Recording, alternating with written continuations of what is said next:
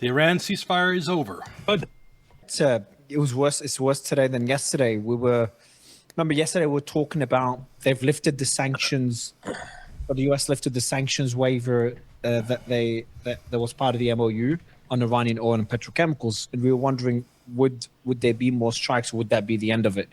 And then they struck Iran, and then they struck him again today, despite Iran not striking ships today. So I thought today Iran did not strike any ships at the Strait of Hormuz. I'm like, okay, maybe the US would delay their strikes. But they did not. They struck Iran. They struck multiple locations. Stephanie, you could show that map we were showing earlier with all the locations, but it included Bushehr, Bandar Kangan, Bandar Abbas, Bandar Lenge, Abu Musa Island, the one that contested with the UAE, Keshem. You can see, for one thing, they're striking the coast. It's not deep into Iran, so it doesn't put fighter jets at risk from Iranian air defenses by hitting the outskirts. Second is, this is what Trump is concerned with, the Strait of Hormuz. And that's why we're striking all targets that have to do with the Strait of Hormuz. Sirik, Keshem Island, Jask, Konarak, and Shabahar. All of it, as you can see, is on the coastline. All of them are similar targets they've struck before. Some of them are new since the ceasefire, but all targets that include the radars, the missile launchers for the anti-ship missiles, the ships, the small attack boats, etc. So all that happened while Trump also said that the MOU, according to him, is dead. And there's a report by CNN that, according to an official, the ceasefire with Iran has at least temporarily ceased, according to U.S. officials speaking to CNN. So that's where we're at now. The attacks have stopped. Now all eyes are obviously on Iran to see how they'll retaliate. What's your initial reaction? Well, the United States has violated the MOU, and I think the Iranians are goddamn crazy if they continue with it. Simple. They need to pull out of the MOU, and they need to begin they're stupid or corrupt if they continue with it. Unrestrained missile bombardment of Israel and U.S. bases. Why would they strike Israel, though? Israel was not part of these attacks because of Lebanon? Oh, come on. Israel is the reason this whole war started. Israel is involved in anything the United States does concerning Iran. Yeah, because of Lebanon. And how do you know Israel's a part of these attacks? How do you know that the planes are not coming out of Israel? You don't. Possibly. No, we haven't had the Iranians haven't mentioned Israel either. So they've just been blaming the U.S. United States has been keeping a lot of its assets in Israel because, for safety's sake, the airbase it has closer to Iran, they're at risk from drone strikes when fighter jets are on the ground. So that's why, especially if there's a ceasefire, the United States will be storing its fighter jets far away. So why do you? The U.S. is there for only one reason: Israel.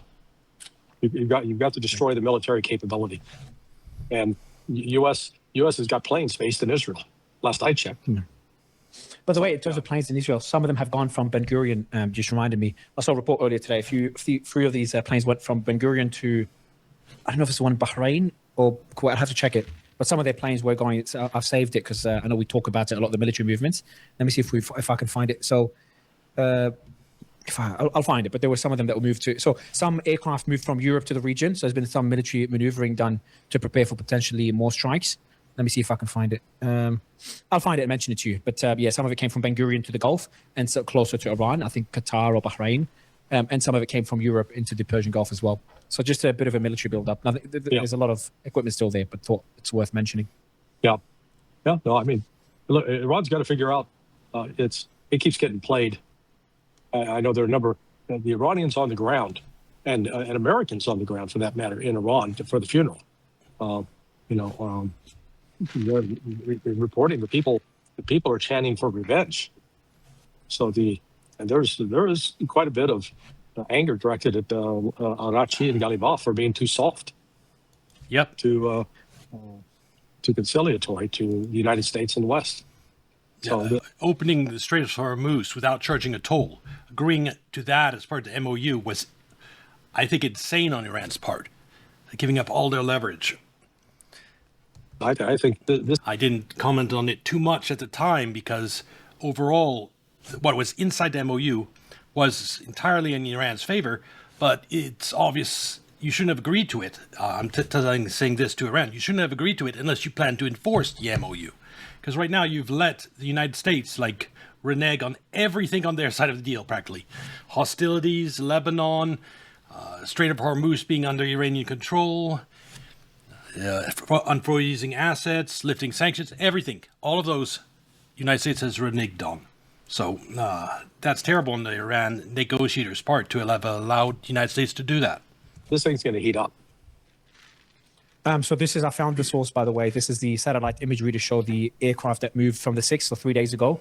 So this one shows nearly 15 U.S. Air Force aerial refueling aircraft have left Ben Gurion Airport in central Israel and been redeployed to other regional bases, including Al Udeid Air Base in Qatar. Around 47 tankers are still stationed at the airports as of yesterday. So that was a while ago, by the way. So that was about 2 weeks ago. And now if you go back, so this tweet is from a couple of weeks ago. And this one is new. So the one I showed you before is 2 weeks ago. This is another 17 U.S. Air Force refueling tankers have left Ben Gurion Airport. So this one is yesterday. Well, it was published yesterday from 3 days ago. The satellite images from 3 days ago. And went to Qatar as well, bringing the total number of U.S. Air Force tankers that have departed the airport to 32. And there's 32 that are still left in Ben Gurion Airport. Yeah. So just thought I'd show you that. I'm not sure what that... Go ahead. Well, those aircraft are facilitating the attacks on Iran. They need to be destroyed. They are. From Iran's standpoint. So Iran could also just... another strategy by Iran is just wait it out, because their biggest leverage is the Strait of Hormuz, and that's the biggest pain. Yes, Mario, you're being stupid again. If Iran doesn't respond to these strikes by the United States, then just like what happens with Russia is never responding to provocation of Europe, it'll embolden the United States, and they'll hit Carl Island again, except this time they'll hit the oil infrastructure. Because if they listen to you and Trump will have the idea, they're not hitting back anymore. Hit them harder. Hit where it hurts them the most, because they're chicken shit and they won't hit back.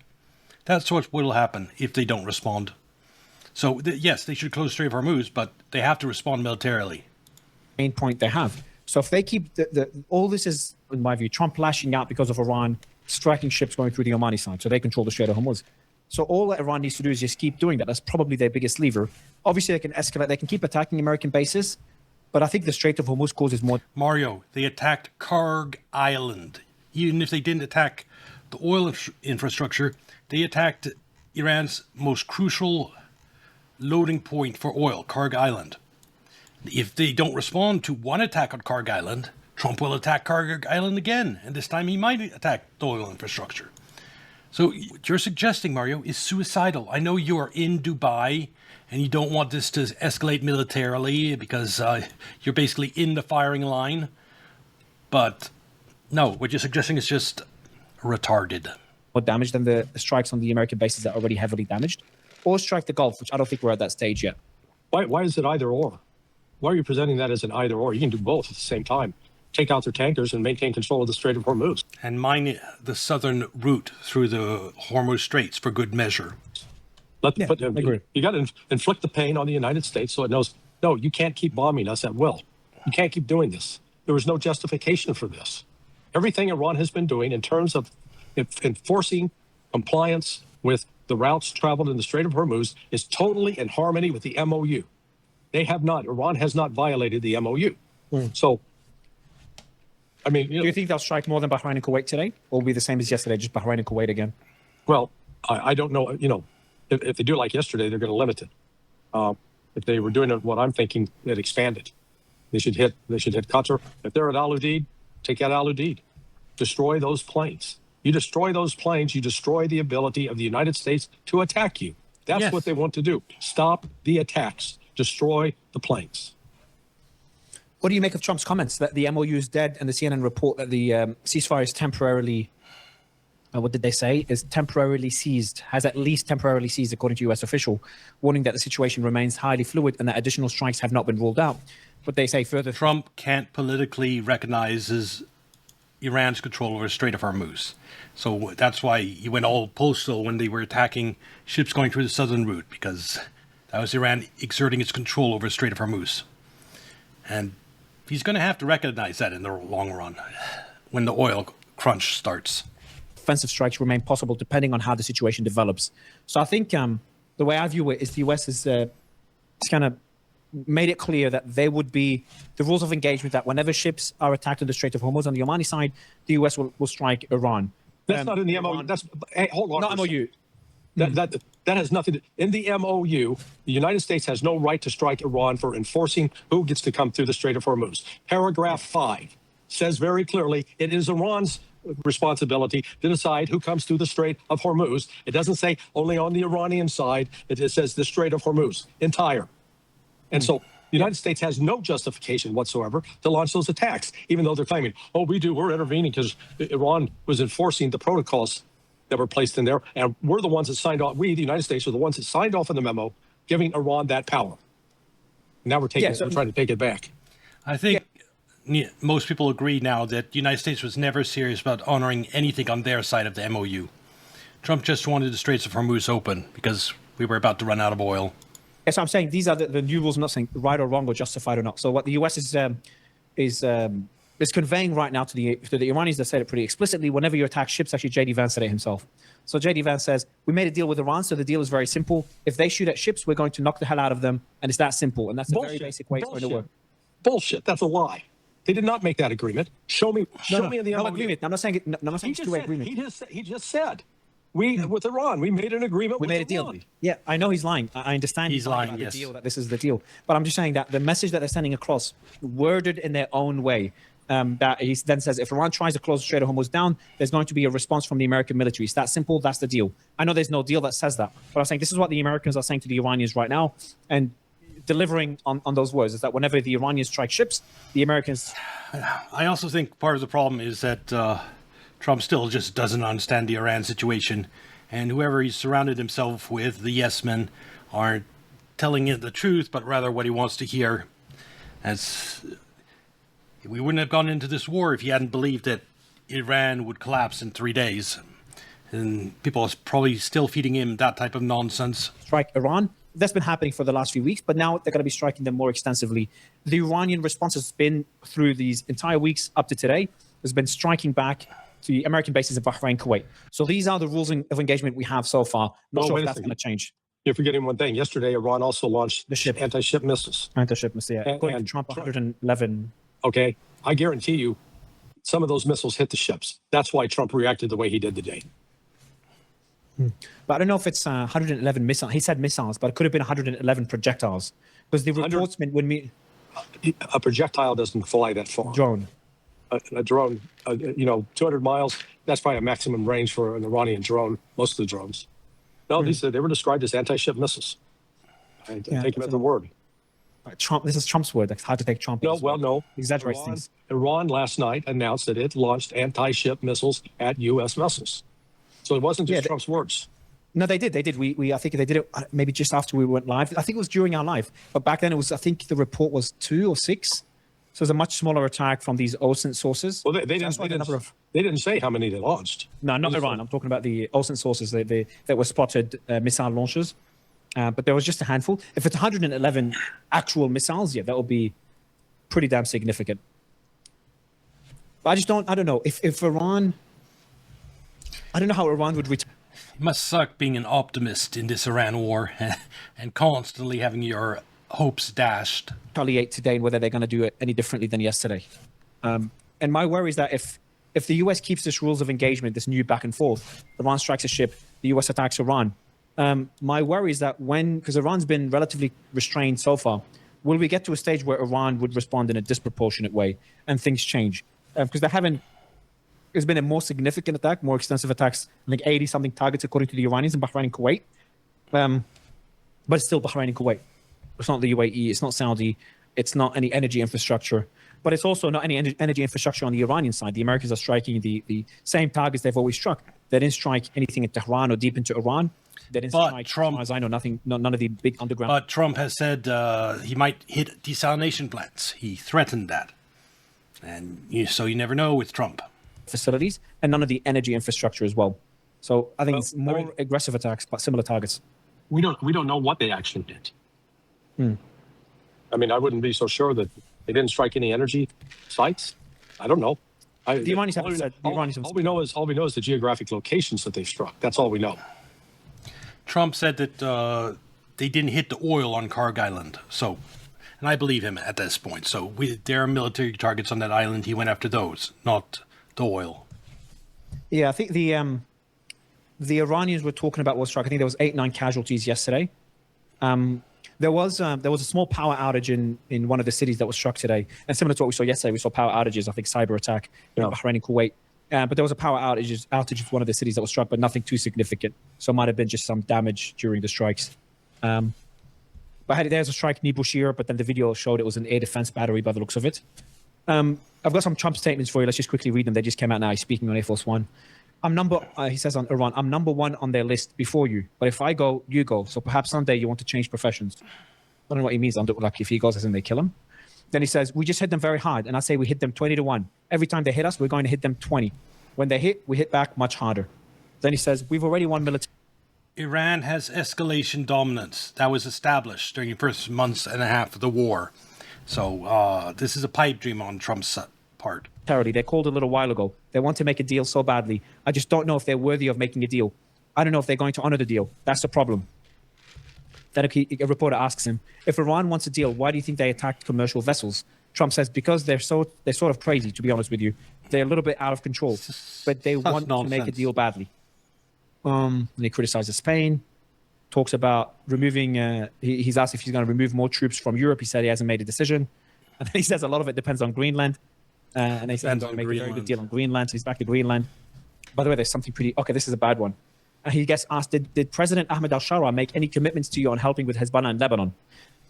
Trump's answer, which I really hope he's bullshitting. Yeah, he did. He's done a great job. He's unified Syria. I'm not going to say what he said, but yeah, he was great today. So I don't know. He's unified Syria. Yeah, Trump's delusional. He's he's not in touch with reality. It's impossible for him to have unified Syria because Israel occupies a big part of southern Syria, and that's not. He hasn't unified that. This is, he's starting to back up. When he said, "Oh, they were begging for a deal," no, he's projecting.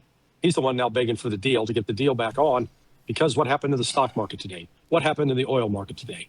Stock market crashed. Oil market soared. Yeah, but oil is still below 75. Oil will be at 150 before the end of August. Dollars. Let me see. Mario, stop talking about the paper. The paper is bullshit. Talk about the price of oil coming off a ship that pulls into port. That's $110, $120, and likely to go up. No, I'm just because you talked about oil prices going up. I thought you were assuming the futures. Well, the oil futures are they going did go up.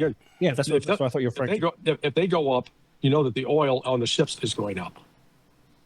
Yeah, exactly. So the prices, they went up by 8.5% in the last 5 days, the oil futures. I haven't looked at the stock market yet. And then he has President Trump on Iran. This is all about nuclear weapons, not allowing Iran to have nuclear weapons. Everybody should like that, even you. Nuclear weapons aren't even part of the negotiations right now. And then he talks about settling 8 wars, talks about India, Pakistan, etc. And then the rest is U.S. political stuff. I should have won a Nobel Peace Prize more than anybody that ever received it. Nobody settled wars. I settled. No, you started the Iran war. You should give up claim for the Peace Prize forever, Mr. Trump. 8 of them. The timing of that statement is wild. And there's another report on just came in on the, according to Iranian sources, that a lot of people are in Karbala right now for the Ayatollah Khamenei's funeral. The total number of attendees, Iran and Iraq, has exceeded 25 million, according to Iranian sources. On the Iranian side, the statements have been relatively nothing too significant. They're saying they're going to retaliate. Let me see if I got the statements here. So Ghalibaf said major MOU violations by the U.S., violating Iranian adjustments in the Straits, persistent threats of further strikes, reinstating oil sanctions, which we talked about yesterday, attacks in southern Iran, continued Zionist aggression on Lebanon. The era of bullying and extortion is over. It leads nowhere. We don't fold. But there's no reports of the Strait of Hormuz closed. I've actually made a statement as well. Let me see if I can find it. Let me see if I can find it.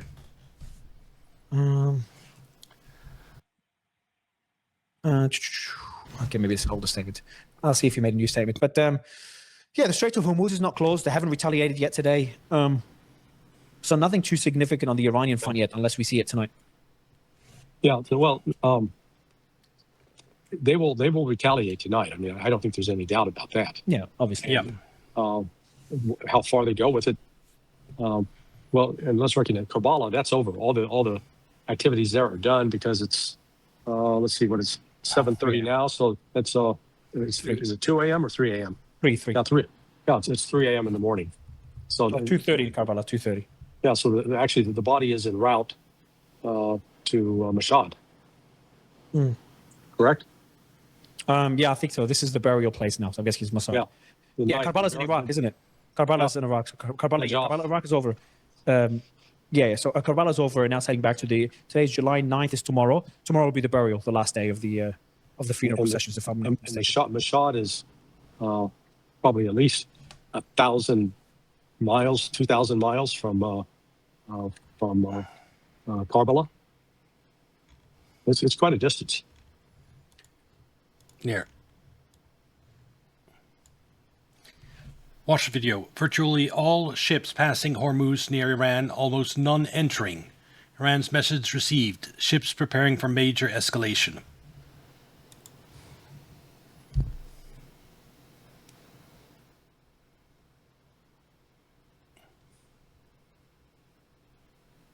Yeah. Ships leaving. No ships entering. That's what all mainly one direction.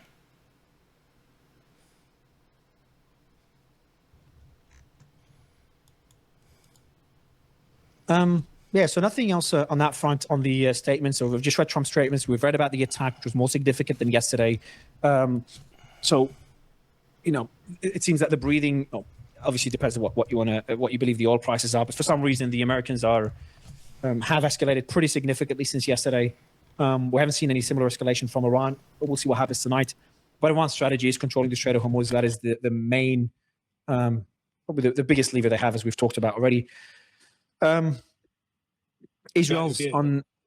Well, if you notice today, there was no significant activity going through the Omani side. All the traffic's going through the Iranian side. Yes. Yeah. But if you come back to the MOU, what part of the MOU is the United States not violating? I don't have an answer. They're violating every single part of the MOU. Yeah, that's why I say they were never serious about adhering to the MOU. They were supposed to lift the oil sanctions. They've reimposed the oil sanctions. Well, according to Trump, the MOU is dead. He said it himself. Yeah. So, I think Iran should get the message and proceed accordingly, because it's going to be the United States that's going to come begging for the deal because of the oil situation with the high sulfur, the lack of high sulfur oil, and the strains that are going to be put on the supply of diesel and aviation fuel. But if there is these strains, which, by the way, I spoke to Philip again today, which we've spoken about, and he today's the spread, I forgot what it's called, I forgot what the term, but the spread of the oil price that shows the cost of it coming out of the Strait of Hormuz confirms his theory that the cost of the oil coming out of the Strait of Hormuz, is $110, $115. The crack spread confirms it, because the spread went up by the 8% that it went up in the futures price, the same spike happened in the crack spread, which shows that this means that there is the reason there's that big spread is because the cost of the oil is much higher than what is shown on the futures market.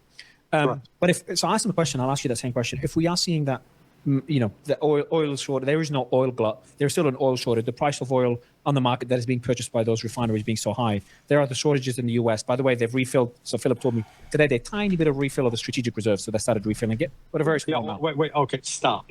With what oil? With sweet crude or with sour crude? They're not. I guarantee you, they're not refilling it with sour crude. That's where the shortage is. That's where the problem is. Forget, they can be pumping all the sweet crude they want.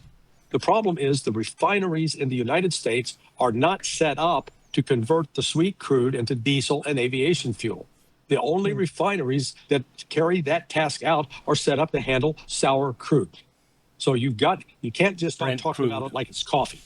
One bean's the same as another. One maybe roasted a little. No, we're talking, high sulfur content oil vice virtual no sulfur, low sulfur content, and that's where the problem is. They can refill. They can refill the whole damn SPR with sweet crude. It doesn't solve the sour crude problem the United States faces, because it's always been a net importer of that, and it does not produce that, and so it needs the imports. And in the past, no problem, because they imported from Russia, Persian Gulf, Venezuela, Mexico, and Canada. 2 of those are gone now, Persian Gulf and Russia. And Canada, Mexico, and Venezuela do not make up the difference. So that reinforces. So I don't know. I haven't checked it myself. Philip told me that there was a bit of a refill today, very small amount, so nothing too significant. But I haven't fact checked it or had a chance to look it up. But just the point that you've made, what you've said, kind of links to my question as well. Considering all these factors, then what will be because these are all factors on why Trump would just need to get the hell out of the Persian Gulf and not restart war, avoid escalating. And something we've said over the last few weeks is these are the reasons Trump wants to walk away, moving the military away. So what do you think happened to lead him to escalate in the last 48 hours? He doesn't remember what he decided from earlier. Apparently he's completely forgotten about, he got a 4-week supply left. And then we're not talking about sweet crude. We're talking about sour crude. The 4 weeks, that was what was, so, it's going to bite him in the ass. Yep. But I'm still trying to struggle what the thinking was that led to this decision. That if Iran controls Strait of Hormuz and charges a toll, everyone will have seen the Iran war as the United States' loss, and that would be humiliating for Trump and devastating politically. So that's what triggered him, I think. That's why I love you, man. His refusal to acknowledge reality. You think that these people are thinking this through? You're thinking that they're sitting down, weighing cost and benefit, and what's rational and what's irrational? No. I've seen too many people. I mean, one guy, I will not mention him by name. He was the head of a major social media company. Now, he got fired from it because he was a clown. They exited him. But, he put out, I was on an email chain he put out today, said, Ukraine is winning the war. Now, we're not talking somebody who's mentally retarded. We're not talking somebody who's had a stroke and lost his brain capability. We're just talking someone who still believes the mainstream media and its propaganda.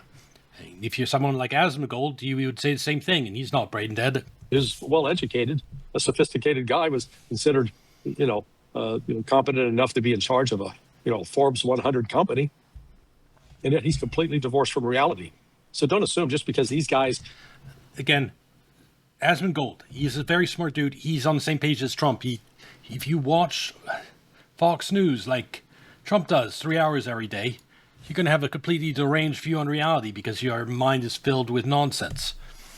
Just like, anyone who trusts the mainstream media on the Iran topic. So it's not because they're retarded or brain dead. It's just because they're propagandized mostly. And sometimes stupid. Sit in the White House, and they got these positions of power that they're smart and they know what they're doing. They are not. So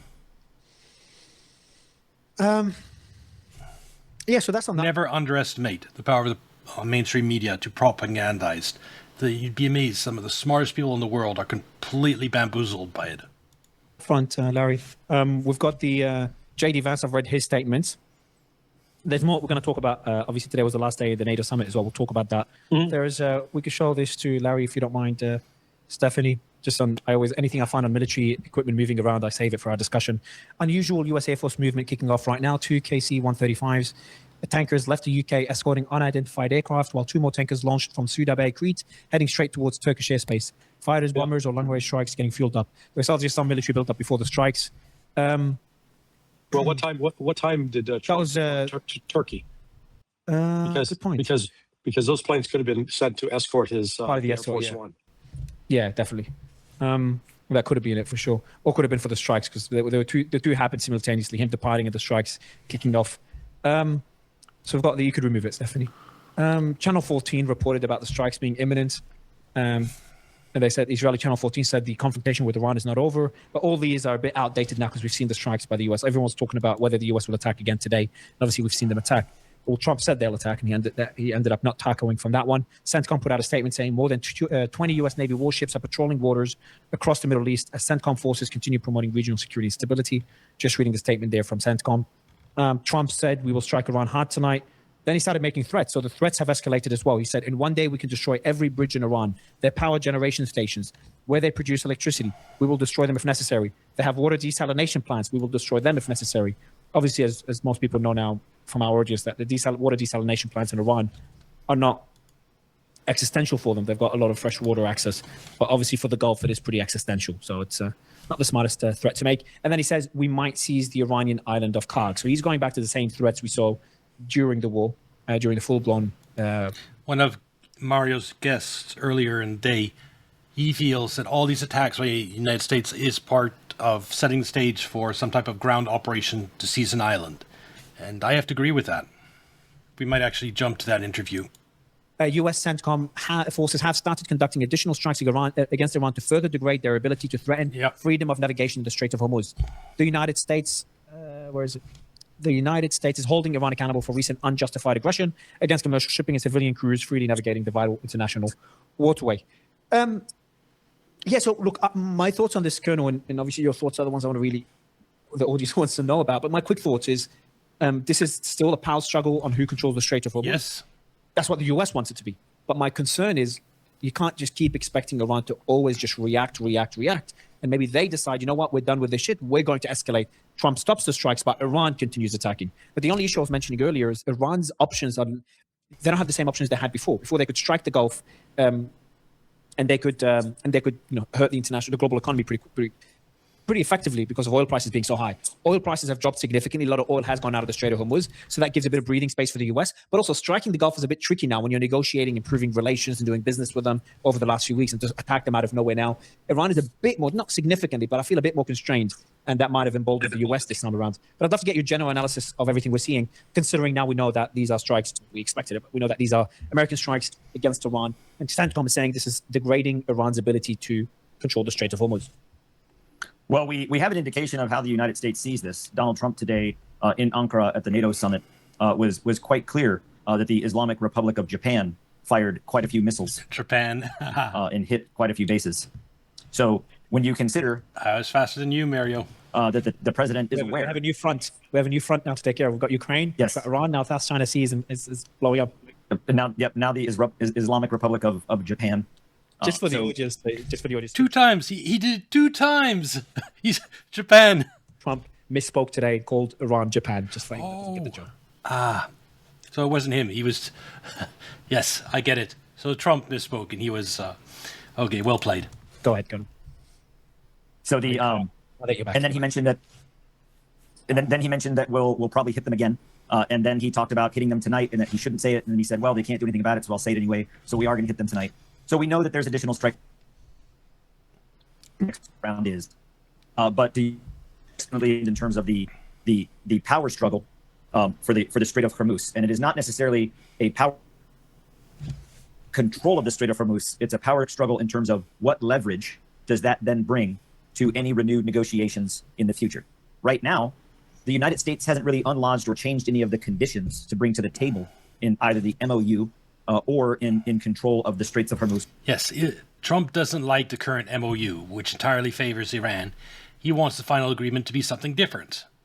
And these military strikes are part of him trying to reshape the situation in his favor. Which is the kind of the critical piece, the center of gravity for what the United States wants to control, or at least have a time of control during negotiations as leverage, to take that leverage away from Iran.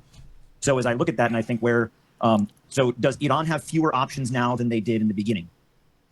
They have fewer options in terms of strikes in the region, but they have other... Yeah, Trump has floated that, U.S. controlling the straits and charging a fee. Another part of his nonsense that he often says... Other options in terms of what they can bring to bear specifically in the Strait of Hormuz. The United States also has limited options in terms of strikes or ballistic missiles because the United States is also running low on some of our critical missiles like the ATACMS, the JASSM, the PRISM. We know that we're critically low and that we probably don't have very many in theater. I'm quite certain that when it comes to the PRISM missile, we probably don't have any left, maybe a couple. So that too changes what options are available for the U.S. Less options in terms of ballistic missile barrage, other options in terms of now what the United States Navy can do in the Strait of Hormuz. And I think what we're going to see, because of the strikes that the U.S. has had over the last 2 responses, specifically at Qasem, Bandar Abbas, Karag, and now Hormuzgan, and that southern part of the strait, that's all in here, right here in that cup. And you remember the United States during the earlier periods didn't come into the strait. They were here in that outer cordon. So what did Donald Trump say today? He said that looks like I might put the naval blockade back in. I might do another one.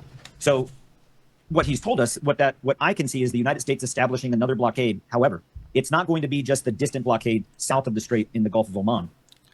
it's very likely that the United States Navy with the USS Boxer, which we now know is there, the United States Marine Corps light aircraft carrier, the USS Wasp-class Boxer, along with its Marine Amphibious Response Group, and the USS Peralta, likely because of its capability, the USS Canberra, because it has made that push before from Oman, or excuse me, from Bahrain through. So we're likely going to see a Navy task force that tries to punch through the strait to establish a cordon on the north, basically controlling anything that comes into, and then in the south, being able to control anything coming in and out. Because the previous cordon or the previous blockade didn't really work. All the United States was doing was catching anybody that came through, but Iran had control. So I think we're going to see the United States do that. How does that unfold then in terms of this very strategic waterway, right? So here is the strait. Here's the channels. Here's Oman. Here's the Iran side. Here's that main channel through here. Not a lot of real estate in here that's navigable. So that turns into a battle zone. That turns into an engagement area at sea and on land. And I think the United States is going to attempt to punch through, maintain that cordon, and then establish an air corridor over, which means from the Oman side or the friendly side, if you're U.S., and then to Qashem Island. There's an airfield right here on Qashem Island, about where that arrow is pointing. There is an airfield.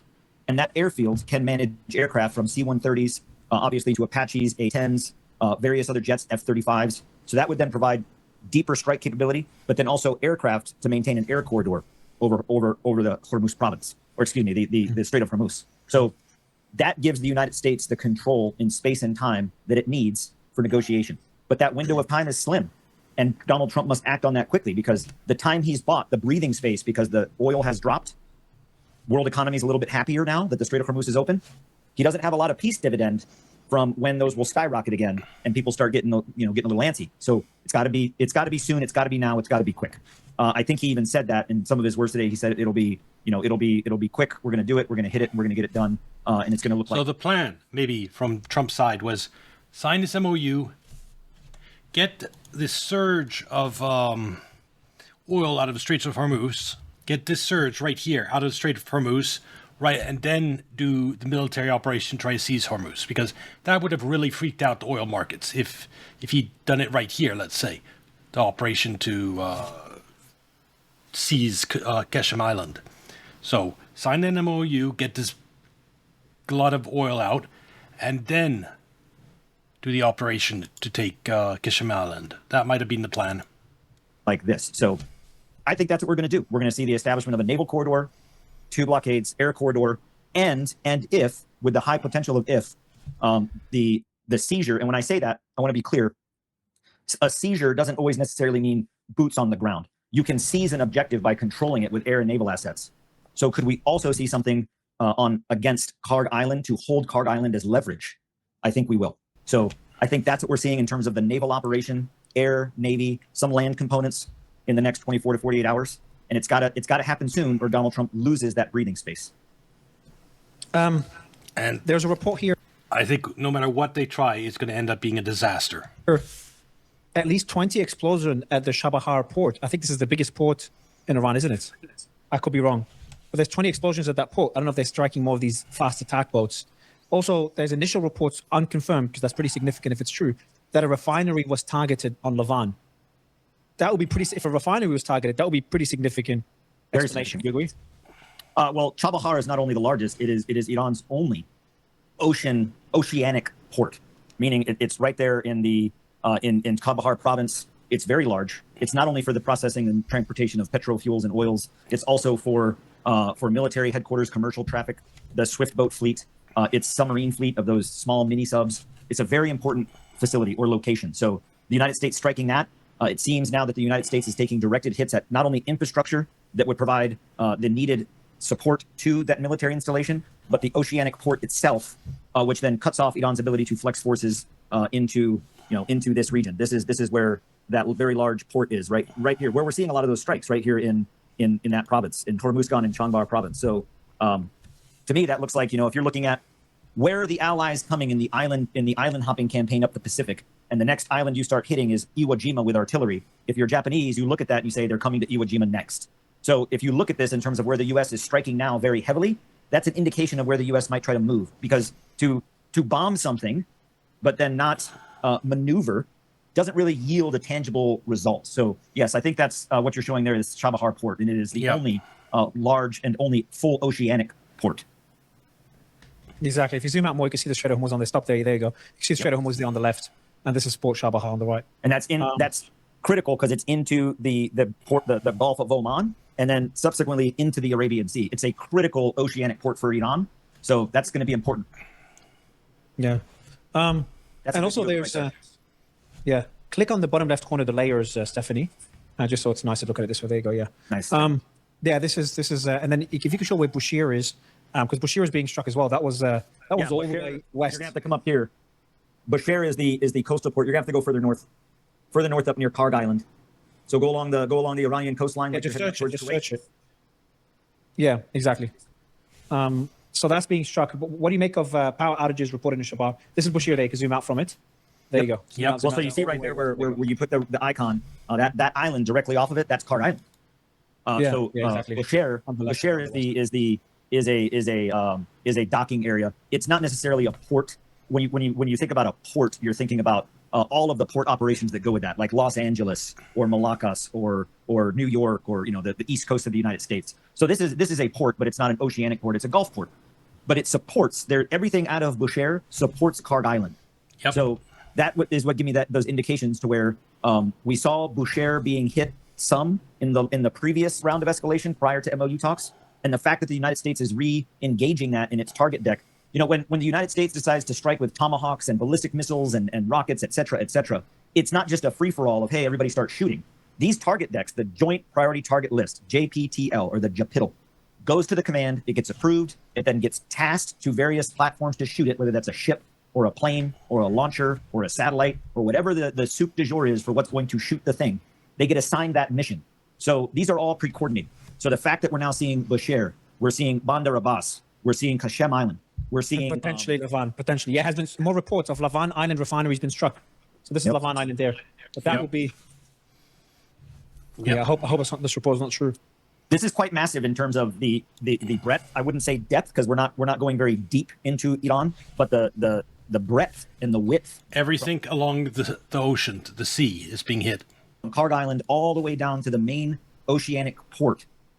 That's quite significant.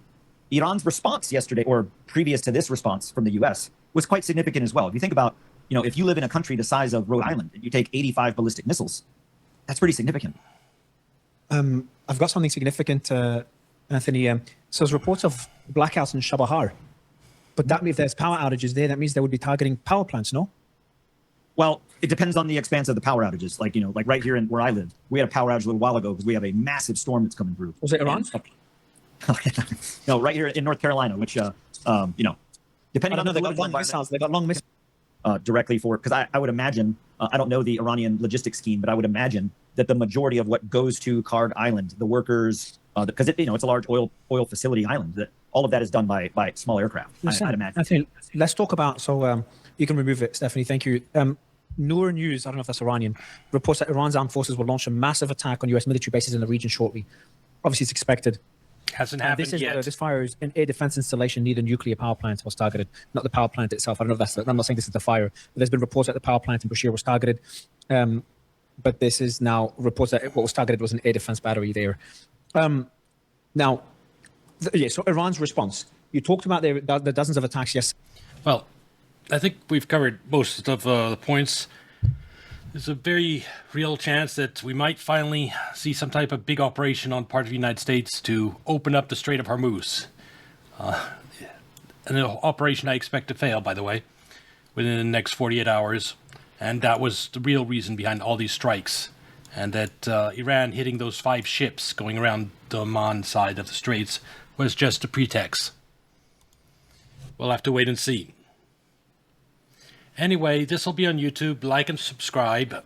Come watch on Kick or Twitch, and I'll see you next video. Bye.